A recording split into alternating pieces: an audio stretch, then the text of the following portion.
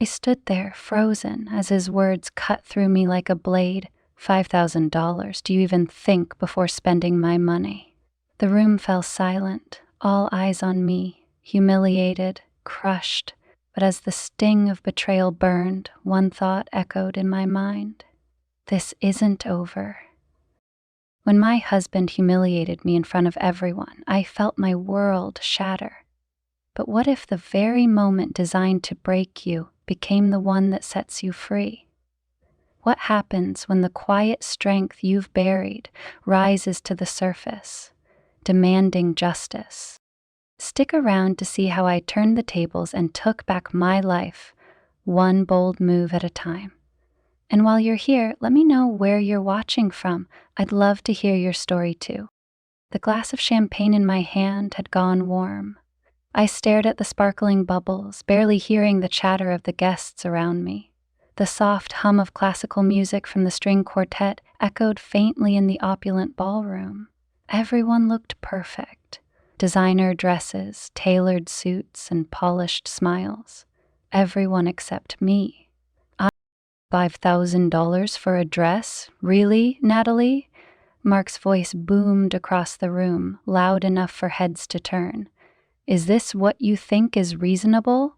Blowing my money on nonsense? My cheeks burned as the weight of their stares pressed down on me. My husband, Mark, was standing tall in the center of our small circle of friends, holding a receipt in one hand like it was evidence of a crime. His blue eyes flashed with annoyance, his smile tight and condescending. He loved this. An audience to assert his dominance, to remind everyone of his power. And I stood there, mute, a statue carved from shame. I tried to muster a response, to defend myself, but my throat closed up. A few people around us gave awkward glances, while others smiled thinly, as if entertained by the spectacle. I heard someone murmur, "Poor Natalie," and my stomach twisted. "Don't you think you should consult me before making such ridiculous purchases?" Mark continued, oblivious to, or perhaps reveling in, my mortification. "I work hard for this money, you know. The least you could do is show a little respect." He waved the receipt like a flag of victory before tucking it into his jacket pocket. Without another word, he turned to refill his whiskey, leaving me standing there, an abandoned chess piece in the middle of the board. The silence around me was suffocating. The pitying glances, the whispered comments. They clawed at me, threatening to pull me under. I should have walked away. Instead, I stayed rooted, clutching my champagne glass so tightly that I feared it might shatter. My ears burned with humiliation, my heart pounding in my chest. Mark had always been controlling, always quick to remind me of his superiority, but this public berating was a new low. By the time the party ended, I had perfected the art of pretending to be invisible.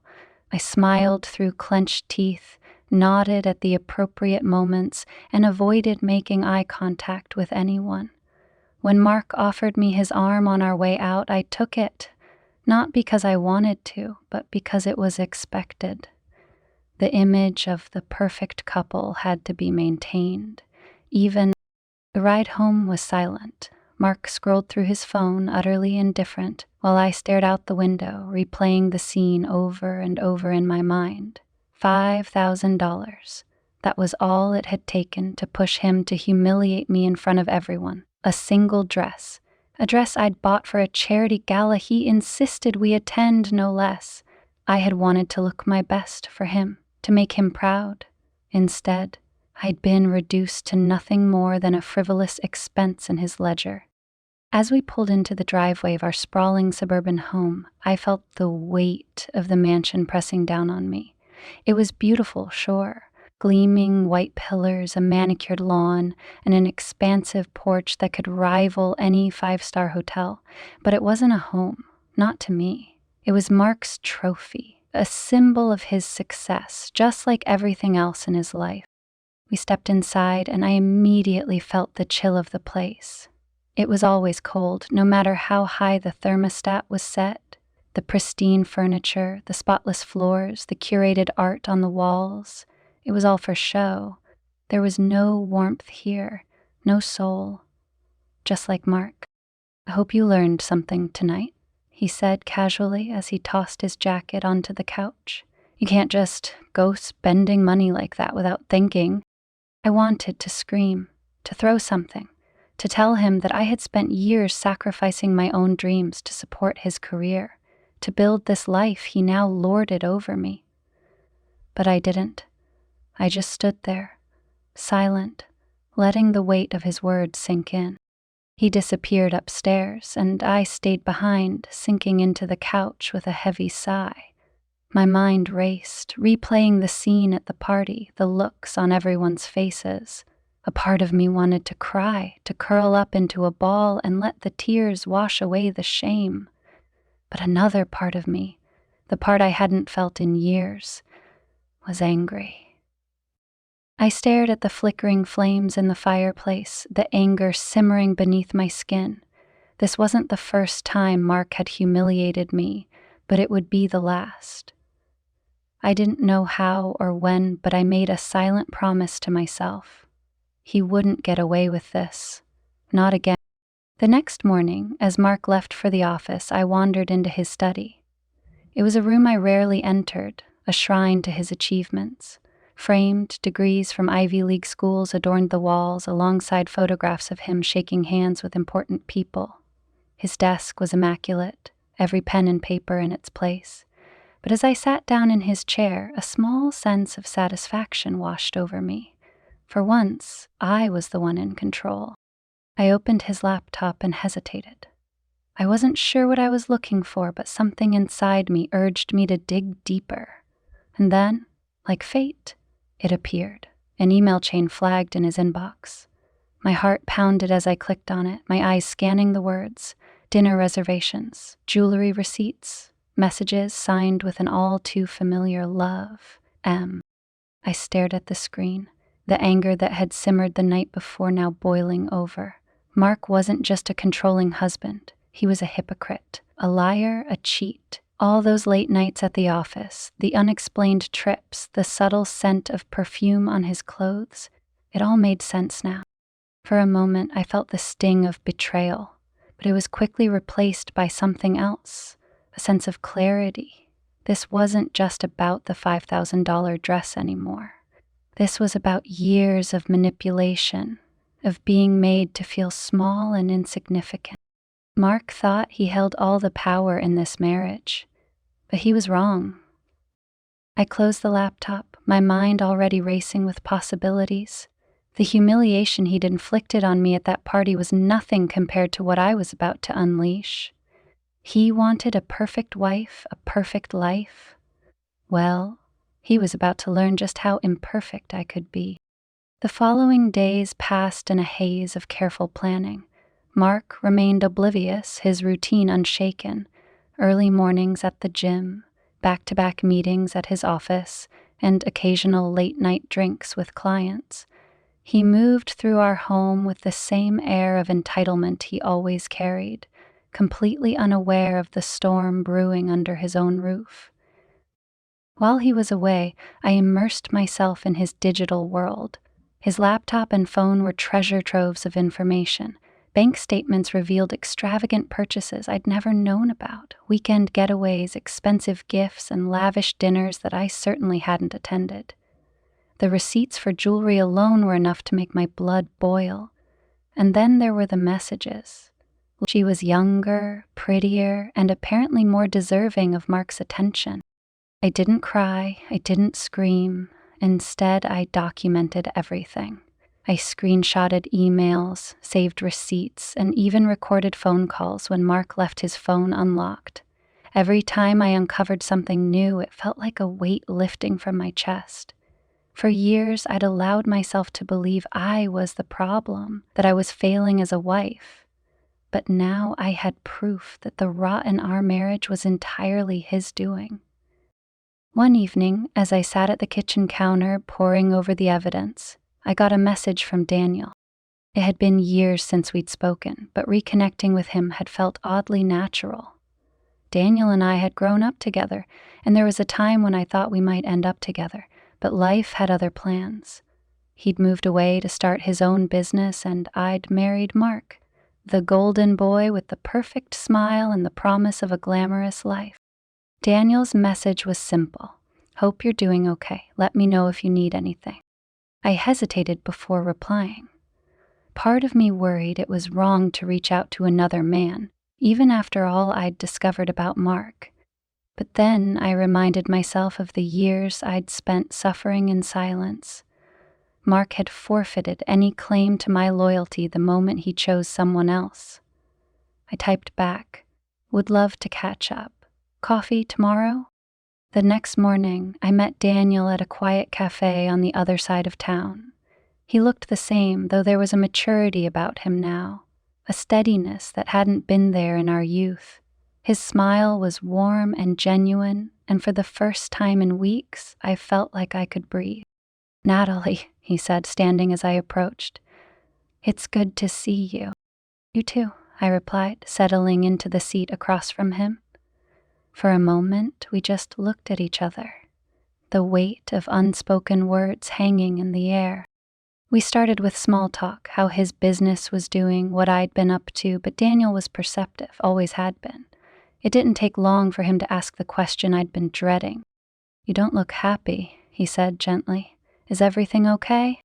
I wanted to tell him everything right then and there, to pour out the years of frustration, the humiliation, the betrayal. But I didn't. Instead, I smiled tightly and said, It's complicated. Daniel nodded, respecting my boundaries, but his concern was evident. If you ever need someone to talk to, I'm here, he said. Thank you, I whispered, and I meant it. As the days turned into weeks, my meetings with Daniel became more frequent. What started as casual coffee dates soon turned into long walks in the park and dinners that stretched late into the night. There was a warmth in his presence, a kindness that reminded me of what it felt like to be valued. One evening, after dinner, we found ourselves sitting in his car outside my house. The glow of the streetlights bathed us in a soft, golden hue. I hesitated, my hand on the door handle, reluctant to leave. Daniel, I began, my voice trembling slightly. Thank you for being here. I didn't realize how much I needed someone to talk to. You don't have to thank me, he said, his voice low. You've been through enough. I looked at him then, really looked at him, and something inside me shifted. Without thinking, I leaned forward and kissed him. It wasn't planned or deliberate, it was raw and impulsive, the culmination of weeks of suppressed emotions. For a moment, time stood still, and then he kissed me back. When I finally pulled away, my heart was racing. I shouldn't have done that, I whispered, though I didn't mean it. I'm glad you did, Daniel said, his voice steady. But if this isn't what you want— It is, I interrupted. It is what I want. For the first time in years, I felt alive. The affair with Daniel gave me the strength I needed to push forward with my plan. Every moment I spent with him reminded me of the person I used to be, confident, vibrant, and unafraid. I was done playing the role of Mark's submissive, accommodating wife. Mark, oblivious as ever, continued to dig his own grave. One evening, he left his phone on the kitchen counter while he went upstairs to shower. A message from Meredith flashed across the screen. Miss you. Can't wait for this weekend. It was the final nail in the coffin. That weekend, Mark insisted we attend a high-profile charity gala. It was one of his favorite events of the year, an opportunity to rub elbows with the city's elite and remind everyone of his success. He had no idea what I had planned. I dressed carefully that evening, choosing a gown that exuded confidence and power. As I slipped on my heels, I caught a glimpse of myself in the mirror.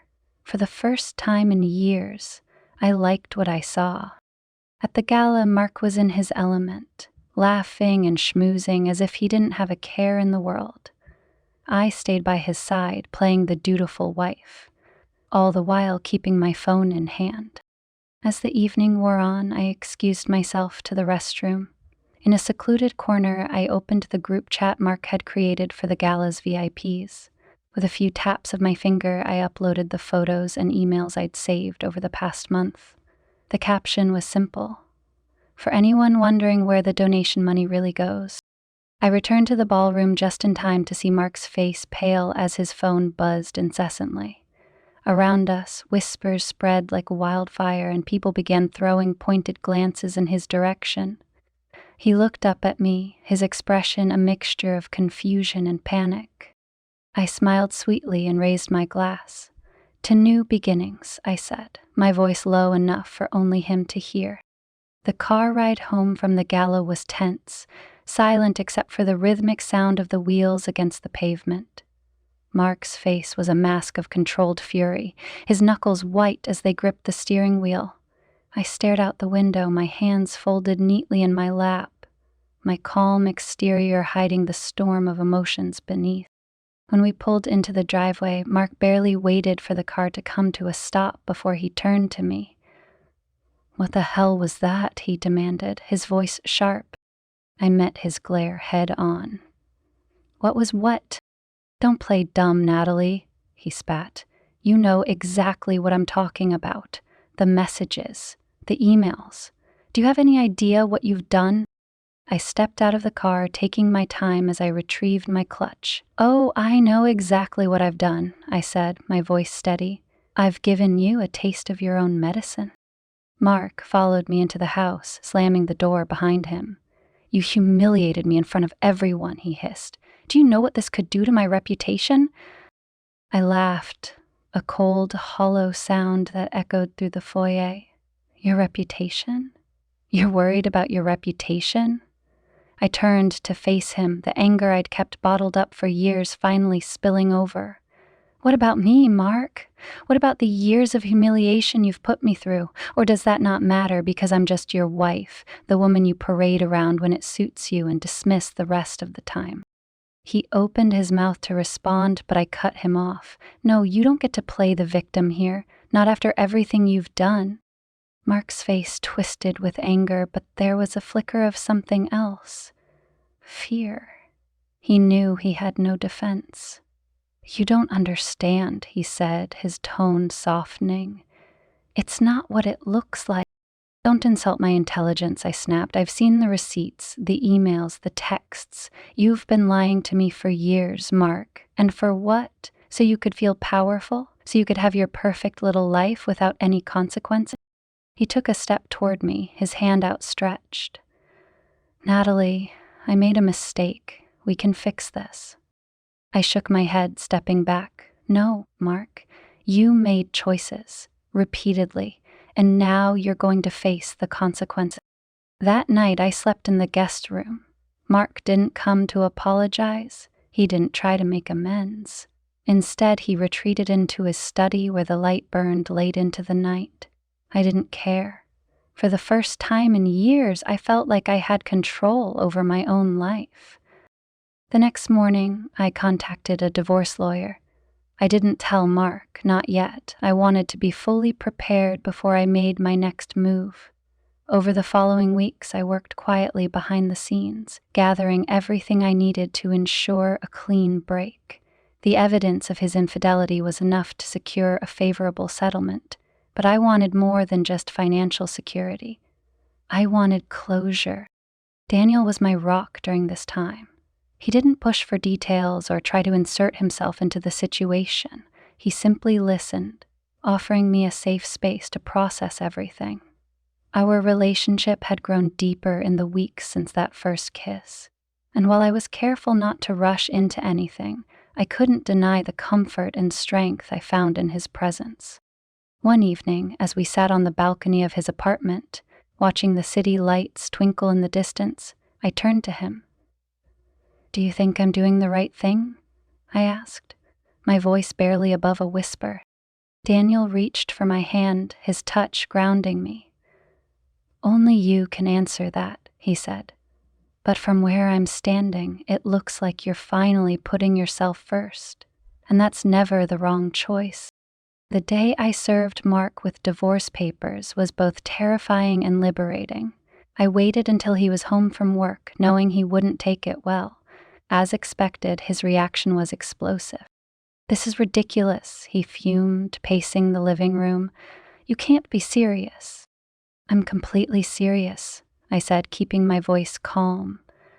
"Our marriage is over, Mark. It's been over for a long time. I'm just making it official." He stopped pacing, turning to face me.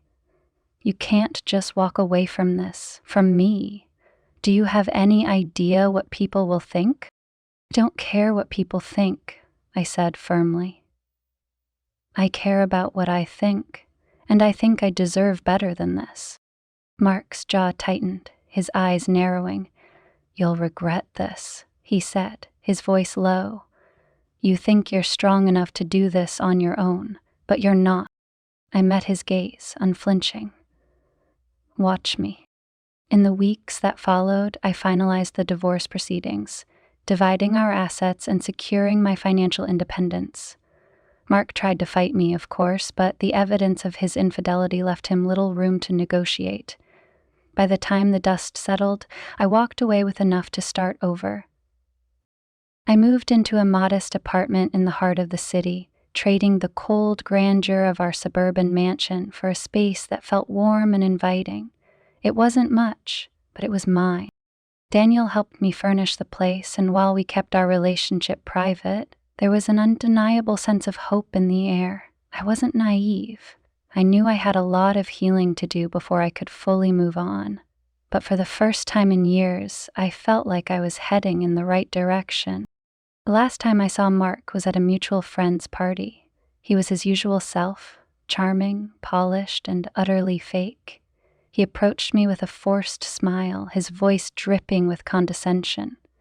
"Natalie," he said, "I hear you've been doing well for yourself." "I have," I replied, matching his tone. "And you?" He hesitated, the mask slipping for just a moment. "You know me, always on top." I smiled, feeling a sense of satisfaction I hadn't expected.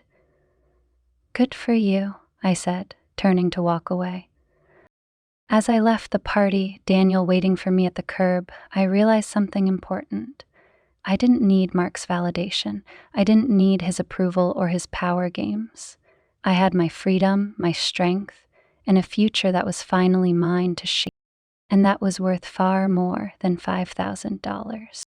The months that followed my divorce were a whirlwind of change. With Mark no longer controlling my every move, I felt like a bird released from a gilded cage. Life was mine to shape, and I approached it with a mix of trepidation and exhilaration. I threw myself into work, taking on freelance projects that reignited my passion for interior design, a dream I had shelved to support Mark's ambitions. Slowly, I began to rediscover myself. Daniel was my anchor through it all. Our relationship grew deeper, though we took things slow. He understood that I needed time to heal, to rebuild my life on my own terms. He didn't push or demand anything from me, which only made me trust him more. He was everything Mark wasn't: kind, supportive, and patient. And yet I couldn't shake the feeling that I needed to stand on my own before fully committing to another relationship. One afternoon, as I sorted through boxes in my apartment, I stumbled upon an old photo album. Flipping through the pages, I was struck by how happy Mark and I had looked in the early days of our marriage. It felt like a lifetime ago, a time when I believed in the fairy tale we had crafted together. But as I looked closer, I noticed the cracks even in those early photos. I'd been so eager to build a life with him that I ignored the warning signs. I closed the album and set it aside. The past was a lesson, not a place to dwell. My future was waiting, and I was ready to embrace it. One evening, Daniel invited me to a gallery opening. It was a small, intimate event, far removed from the ostentatious galas I had attended with Mark. The artwork was modern and thought-provoking, each piece telling a story of resilience and transformation. As I wandered through the gallery, sipping wine and admiring the exhibits, I felt a sense of belonging I hadn't experienced in years. Daniel joined me by a sculpture of a bird in mid-schlet, its wings outstretched as if it were soaring into the unknown.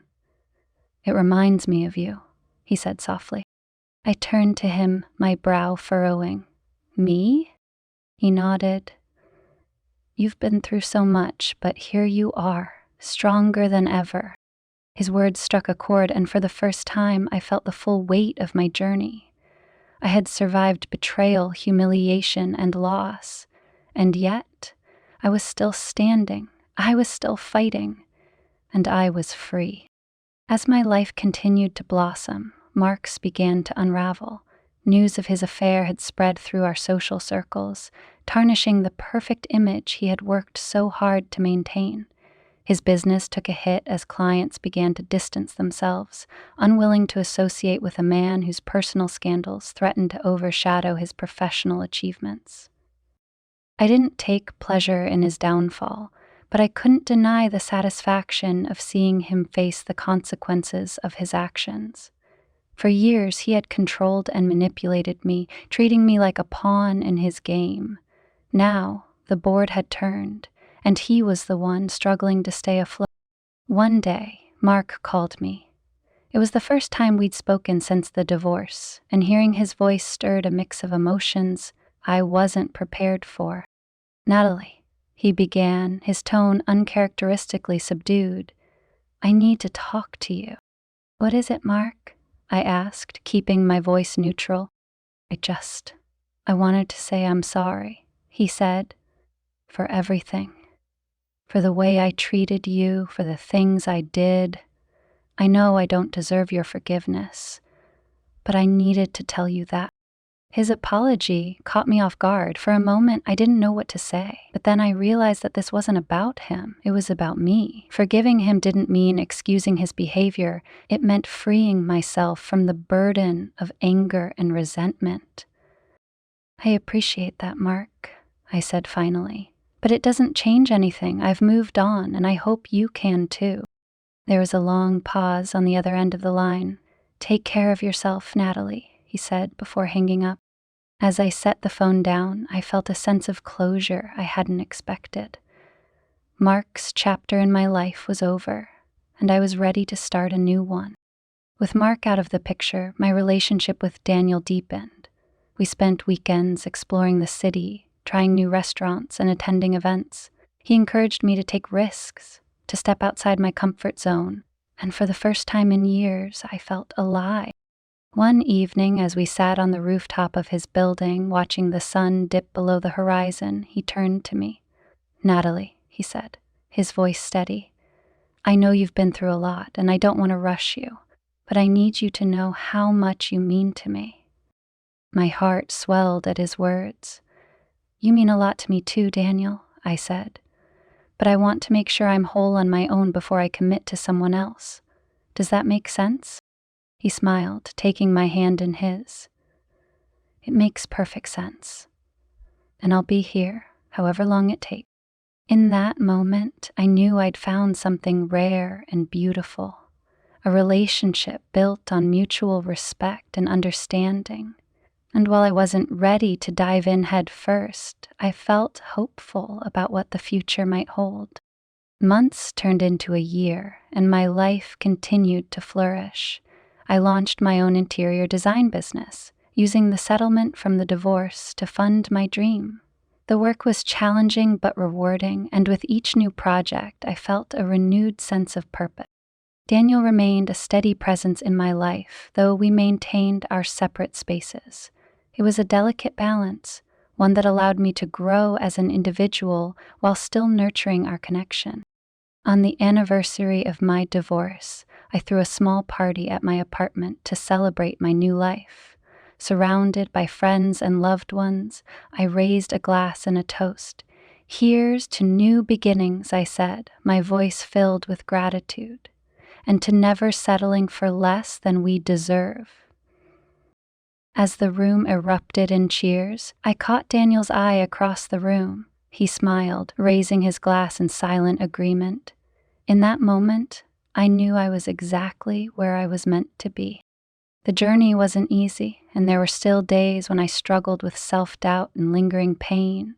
but each step forward brought me closer to the person I was always meant to be, a woman who valued herself, who demanded respect, and who refused to let anyone dim her light. Mark had tried to break me, but in the end, he only made me stronger, and for that, I was grateful.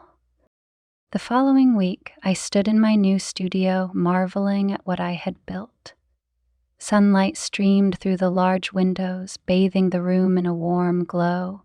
The walls were adorned with mood boards and sketches, and the air was filled with the faint scent of fresh paint. My first major project, a complete redesign of a historic home, had just been completed, and the clients couldn't stop raving about the results. This was my sanctuary, my creation, and it was thriving. The business that had once been a dream was now a reality. For years I had shelved my passions, putting Mark's needs above my own, but now I had reclaimed that part of myself, and it felt incredible. Later that evening, Daniel surprised me with dinner at a cozy Italian bistro. It wasn't an extravagant affair, but it was perfect, just the two of us sharing wine and laughter. As the meal wound down, he reached across the table, taking my hand in his. "I've been thinking," he said, his tone serious but kind. "You've come so far, Natalie. Watching you build this life for yourself, it's inspiring. But I have to ask, where do we go from here?" I stared at him, my heart racing. For so long, I had been afraid of this question, afraid of committing to something new, of trusting someone again. But as I looked into Daniel's eyes, I realized I wasn't afraid anymore. "I think it's time we take the next step," I said, squeezing his hand. "I'm ready to move forward. With you." Daniel's face lit up, and in that moment I knew I had made the right choice. It wasn't about replacing what I had lost. It was about building something better, something real. A few months later, we moved in together. The transition was surprisingly seamless. Daniel understood my quirks and respected my independence, and I did the same for him. Our home was a reflection of us, warm, inviting, and filled with little touches that told our story. One evening, as we sat on the couch flipping through channels, he turned to me. "Have you thought about visiting your old circles?" he asked. "You mean the social groups I used to hang out with when I was with Mark?" I asked, raising an eyebrow. He nodded. "Not to reconnect, but to show them the real you, the person you've become." I considered it for a moment. The idea of walking back into those rooms filled me with a mix of dread and excitement. But Daniel was right. I had nothing to prove to anyone, but it was time to reclaim my narrative. The next gala was for a charity I had always supported, though I hadn't attended since the divorce. When I walked into the ballroom that night, hand in hand with Daniel, heads turned, I felt their gazes, the whispers that followed. But instead of shrinking under the weight of their judgment, I stood tall. This was my moment, and I wouldn't let anyone take it from me. Mark was there, of course. He spotted me from across the room, his expression unreadable. For a moment he hesitated, as if debating whether to approach me, but then he turned away, disappearing into the crowd. As the night went on, I mingled with familiar faces, reconnecting on my terms. The conversations were light, pleasant, and free of the tension that had once plagued these events. For the first time, I felt like an equal, not an accessory. Toward the end of the evening, as Daniel and I danced under the sparkling chandeliers, I caught Mark watching us from the corner of the room. His eyes held a mixture of regret and something else, acceptance. He had lost, and he knew it, and for the first time I didn't feel anger or resentment. I felt peace. The years that followed were filled with joy and growth. My business expanded, attracting clients from all over the city. Daniel and I traveled, exploring new places and building memories that strengthened our bond. One sunny afternoon, as we walked hand in hand through a bustling street market, Daniel paused. Natalie, he said, his voice soft, there's something I've been meaning to ask you. He pulled a small velvet box from his pocket, and my breath caught as he opened it to reveal a simple, elegant ring. Tears welled in my eyes. I've loved you since the day we reconnected, he said. You're the strongest, most incredible woman I've ever known. Will you marry me? For a moment, I was speechless, but then I smiled, nodding through the tears. Yes, I said, 1,000 times yes. Our wedding was small and intimate, held in a sunlit garden surrounded by close friends and family. It was everything I had ever dreamed of. Simple, beautiful, and full of love. As I walked down the aisle toward Daniel, I felt a sense of closure. The life I had once thought I wanted was gone, replaced by something infinitely better. Years later, as I sat by the window of my studio watching the city lights twinkle, I reflected on my journey. Life had tested me, broken me, and rebuilt me. I had faced humiliation, betrayal, and loss, but I had emerged stronger, wiser, and more resilient. Mark had once told me I couldn't do it on my own, that I wasn't strong enough, but I had proven him wrong. I had built a life I was proud of, a life filled with love, purpose, and joy. And as I closed my sketchbook, Daniel's voice called from the other room. "Dinner's ready," he said. I smiled, rising to join him. Life wasn't perfect, but it was mine, and that was enough. The glow of the city stretched out before me as I stood on the balcony of our home, a glass of wine in hand. The cool evening breeze brushed against my skin, carrying with it the faint hum of distant traffic. Behind me, the soft laughter of friends and family drifted from the living room where Daniel was hosting an impromptu gathering. It was the kind of joy I never thought I'd feel again, not after everything I had been through. I took a deep breath, letting the moment settle over me. My life had been a whirlwind of change and growth, each step pulling me further away from the woman I once was. The humiliation I endured that night at the gala, the sharp sting of Mark's public berating, had been the catalyst. It had shattered the illusion of our perfect life, forcing me to confront the cracks in our marriage and in myself. But from those fragments, I had rebuilt something stronger. As I stared out at the skyline, I thought about Mark. I hadn't seen him in years, but his shadow no longer lingered over my life. He had been a part of my story, a painful chapter that taught me resilience, self-respect, and the importance of setting boundaries. Forgiving him had been one of the hardest things I'd ever done, but it had also been the most freeing. I had let go of the anger, the betrayal, and the weight of his control. It no longer defined me. "Hey," Daniel's voice pulled me from my thoughts. I turned to see him leaning against the doorframe, his smile soft and inviting. "Everyone's asking where you disappeared to." "Just taking a moment," I said, returning his smile. "It's been a long journey to get here." He walked over, wrapping an arm around my shoulders as he joined me in looking out at the city. "You've come so far, Natalie. I hope you know how proud I am of you." Tears pricked the corners of my eyes as I leaned into him. "I wouldn't have made it without you," I said honestly. "That's not true," he replied, kissing the top of my head. "You had this strength all along. I just reminded you of it." In that moment, I felt the fullness of my life, its imperfections, its beauty, its growth. The woman I had become was not the same woman who had stood in that ballroom, humiliated and silenced. She was someone who had fought for her freedom, reclaimed her identity, and built a future she could be proud of. As we turned to head back inside, I glanced at the sky one last time. The stars were faint against the glow of the city, but they were there, constant and enduring, just like me. My journey was far from over, but for the first time in years, I felt whole. And that, I realized, was worth more than anything I had ever lost.